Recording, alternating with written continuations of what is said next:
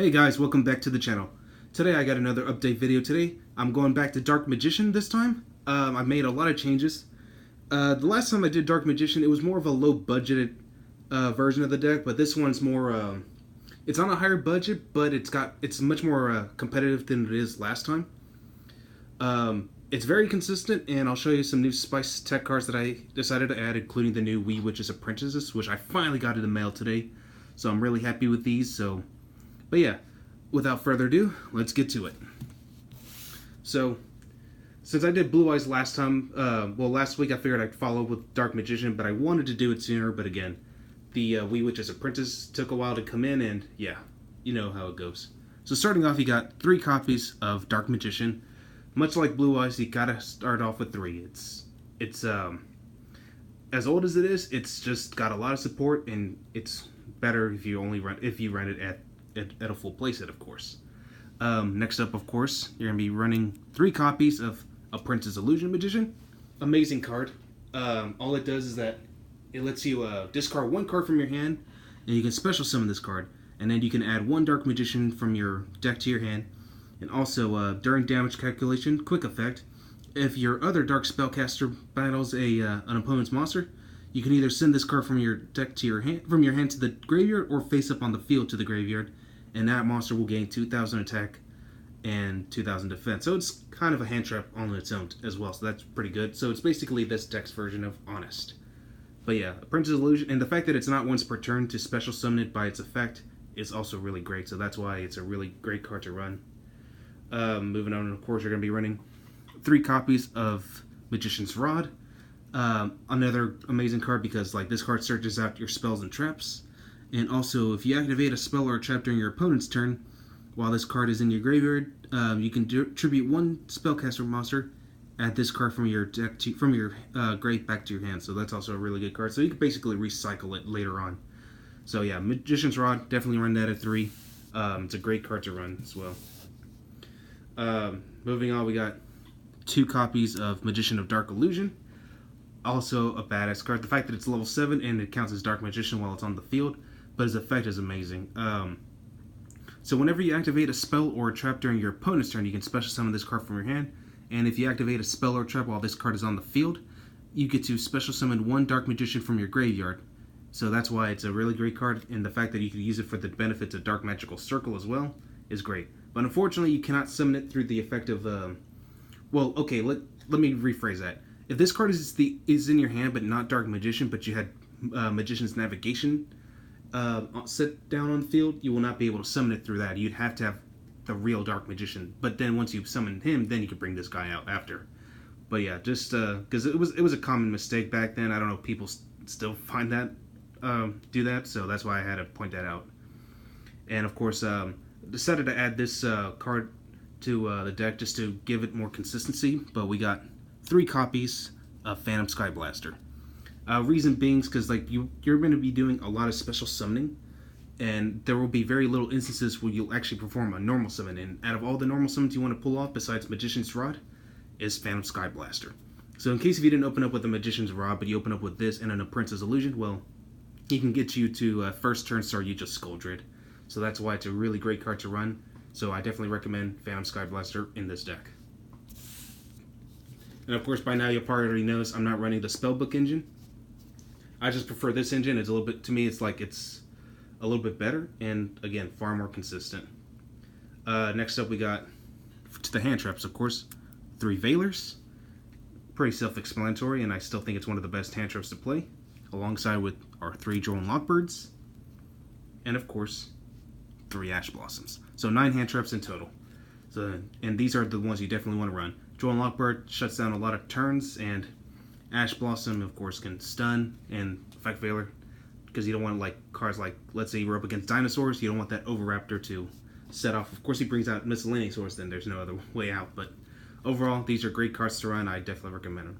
I really hope that Maxi gets unbanned in the next ban list. If it does, I'll try to pick up some Maxis. But if not, then yeah, we're just going to have to stick with what we got. Because I know a lot of people really want Maxi back, because it would really question the Gokis from wanting to continue off or go through with the extra link more, because they're basically going to risk giving you card advantage. So anyway, moving on to the spells, we got Triple Dark Magical Circle. Great card because like whenever you special summon a Dark Magician, you get to banish one card on your opponent's side of the field, but when you first activate it, you can look at the top 3 cards of your deck, pick one Dark Magician or spell or trap that lists Dark Magician in its text, and then add it to your hand, and the rest can go back to the top of the deck in any given order you want. And also, you can only use this card's effect once per turn, but here's the thing. You can only, I forgot to mention this. What was it? It's a hard once per turn, so you can't really, like, play multiples in one turn, or you can do, like, multiple banishment. It's literally a hard once per turn. So, like, I know some people were trying to cheat where they had, like, 2 circles available. You can only use 1 banishment at a time. That's the big problem with this card. So that's why it's only good for just having 1 at a time, just save the rest for later, you know? But anyway, oh, and another notion is that this card targets, so, like, if you're up against the Goki Nightmare board and they have Goblin out, unfortunately this will not work against it, so if you're going to use Dark Magical Circles effect, you got to do it long before they even start setting off their boards. Try to get rid of, like, one of their most important monsters, like, if anything, get rid of that Nightmare Cerberus or that Phoenix, you know? But definitely go for that Cerberus, because that's usually the one they always start off with first. But, because, you know, you want to be able to still be able to beat out your opponent's monsters by card effects, or if you want to get rid of, or they start out with that Phoenix, get rid of the Phoenix, that way you can start beating them over by battle. So anyway, enough of that. Moving on, we got, for our Jar Strength, Allure Darkness. I know some people, like, there's 3 options you can go with. You can do Spellbook of Knowledge, which is still a good engine. You can do Pot of Duality, but Duality does have a problem where you can't special summon at all this turn. So that's why I didn't like to run that one. Or you can go with this one, Allure Darkness, because, like, sometimes, like, you'll open up with, like, 2 Phantom Skyblasters, and you don't really want to open up with 2, so if you open up with one of these, you can pitch one of those for free and still be able to use the other one, you know? So that's why I decided to go with the Allure Darkness option. Next up, we got 1 Dark Magic Attack. I figured this was the most key important one, because there are some decks, like Ultra Guys, that like to set up on back row as well. Even Mech Knights, I still see them pretty often, or Pen Magicians. Or, I'll just say Pendulums, honestly. At this point, I don't really consider them Pen Magicians. But yeah, you definitely still want to be able to wipe out their back row. Dark Magic Inheritance, you know, banish 2 spells from your grave, and add any spell or trap from your deck to your hand that lists Dark Magician or Dark Magician Girl. Illusion Magic, which lets you search out up to 2 copies of Dark Magicians from your deck or your graveyard back to your hand as long as you tribute 1 spellcaster. 1 Eye of Timaeus, just because, like, we still run at least the Dark Magician, the Dragon Knight, and Dark Paladin, because, you know, those cards are really good. And Dark Paladin negates spells, so, and it's not a once per turn, so that's why I decided to just stick to those 2. And finally, 1 Monster Reborn. Then that's pretty much it, you know. I would have run Raigeki, but Raigeki isn't used that much in this format right now, because everyone's just focused on setting off combos, and usually it's just combos to where, like, again, Goki Nightmare board, you can't really beat over them with card effects, but if you could, then yeah, I would. So we're only running a total of 6 traps. We're running 3 navigation, of course, pretty standard. Gotta run it at 3. I decided to bump this down to 2, Eternal Soul, only because it is fairly risky, and I don't like losing all my monsters if this gets popped or at any given point, but it's still a great card, don't get me wrong. But Eternal Soul, I definitely only run it at 2 now.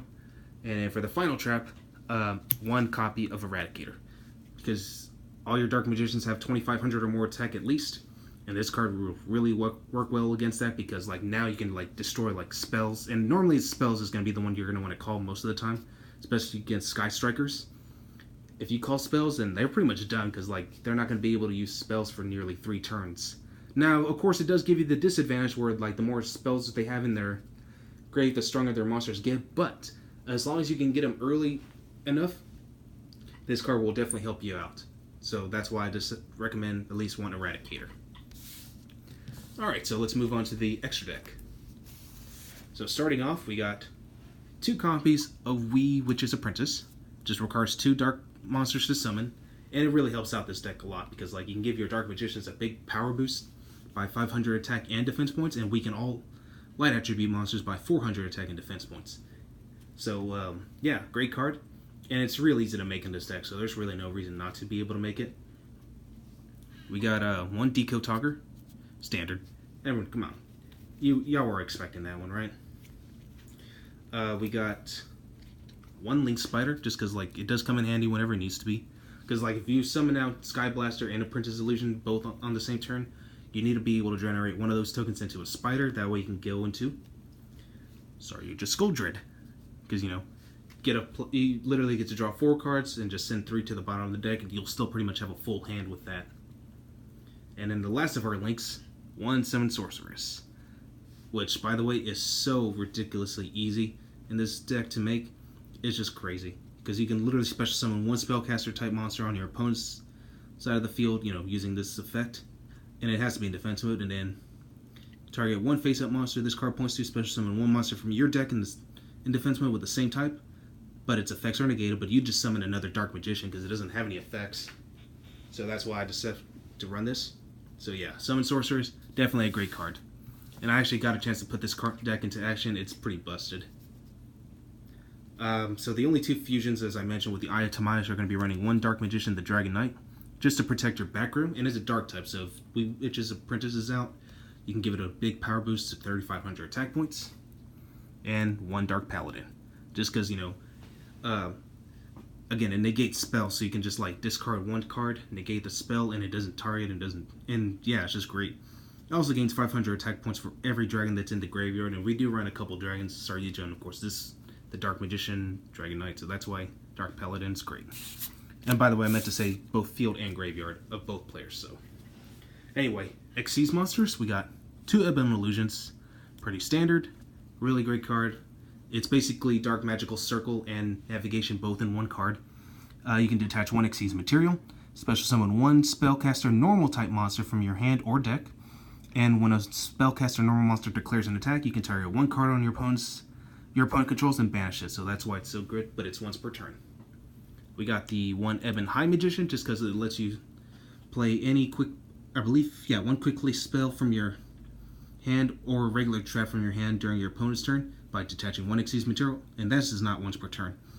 And also, if this card is destroyed by battle or sent to the graveyard, or if it was sent to the graveyard by an effect, you can special summon one Dark Spellcaster from your hand or deck, and then destroy one card on the field. So I think Ebon High Magician is really good. And also the part where it destroys one card on the field does not target, so that's why it's also a great card. Alright, so for other rank 7s, we got, of course, Big Eye, which is basically your mind control of this deck. Red Eye's Flare Metal Dragon. Burn your opponent for every card he tries to activate. So that's why Flare Metal Dragon was definitely a must. Now, I found that this card was excellent in this deck. I actually just recently located this card at my locals, and I was pretty happy with how it gives this deck some synergy. But it's number 74, Master of Blades.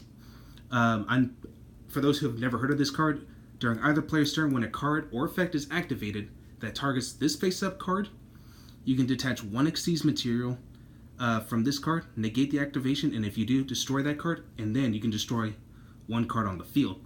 So this dude does 2 pops, like literally, it's so great. But of course it only works when this card is being targeted. But it still works, you know, like if you like started off a little slow, but this is definitely a good card to start off with to buy yourself some time to get yourself some better place.